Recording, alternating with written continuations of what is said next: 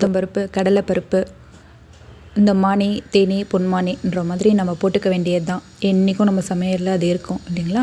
கூடவே காஞ்ச மிளகா போட்டுக்கோங்க காரத்துக்கு. குழந்தைங்களுக்கு காரம் சாப்பிடுவாங்கன்னா கொஞ்சம் அதிகமாக போடுங்க.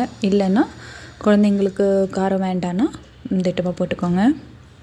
நான் இங்கே வந்து 4லேருந்து 5 காஞ்ச மிளகாய் போடுறேன். அதுக்கப்புறம் ஹீரோ ஆஃப் த முருங்கைக்கீரை சாதம்னா வேர்க்கடலை போட்டிங்கன்னா அது ப்ரோட்டீன் சோர்ஸாகவும் குழந்தைங்களுக்கு இருக்கும். சாப்பிடும் போதும் நல்லா க்ரன்ச்சியாக இருக்கும்போது அவங்களுக்கு ரொம்ப பிடிக்குங்க.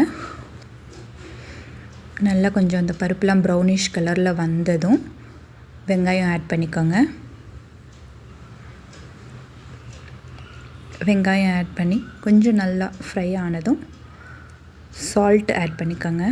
ஆல்ரெடி பருப்பு பொடியில் சால்ட் இருக்கும். முருங்கைக்கீரை பருப்பு பொடியில் வந்து சால்ட் இருக்கும். ஸோ நம்ம ரைஸில் சால்ட்டு போடலை. ரைஸில் சால்ட்டு போட்டிருந்தோன்னா நம்ம இதில் போட வேண்டிய அவசியம் இருக்காது. நான் ரைஸில் சால்ட்டு போடாததுனால இதில் வந்து நான் சால்ட் ஆட் பண்ணிக்கிறேன். உங்களுக்கு எவ்வளோ தேவையோ நீங்கள் அதுக்கேற்ற மாதிரி உங்கள் சால்ட்டை ஆட் பண்ணிக்கோங்க.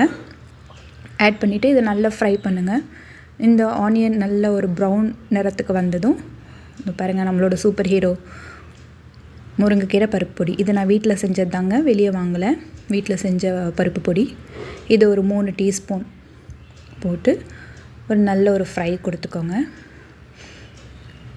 ஃப்ரை கொடுத்துட்டு ரொம்பவும் ஃப்ரை பண்ண வேண்டாம், அப்புறம் கொஞ்சம் கசப்புத்தன்மை வந்துடும். நான் வந்து அடுப்பை ஸ்லோவில் வச்சுக்கிட்டேன்.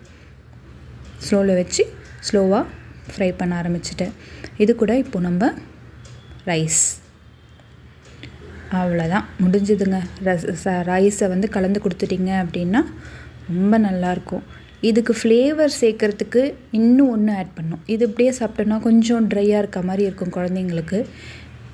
இதோட கொஞ்சம் நெய், ஒரு டேபிள் ஸ்பூன் நெய் போட்டு கமன்னு ஒரு கிளறி குழந்தைங்களுக்கு டிஃபன் பாக்ஸில் பேக் பண்ணி கொடுங்க. கண்டிப்பாக பாக்ஸ் காலியாகாமல் வராது. அவங்களுக்கு ரொம்ப பிடிக்கும். ட்ரை பண்ணி பாருங்கள். ட்ரை பண்ணிவிட்டு உங்களோட ஃபீட்பேக்கை சொல்லுங்கள்.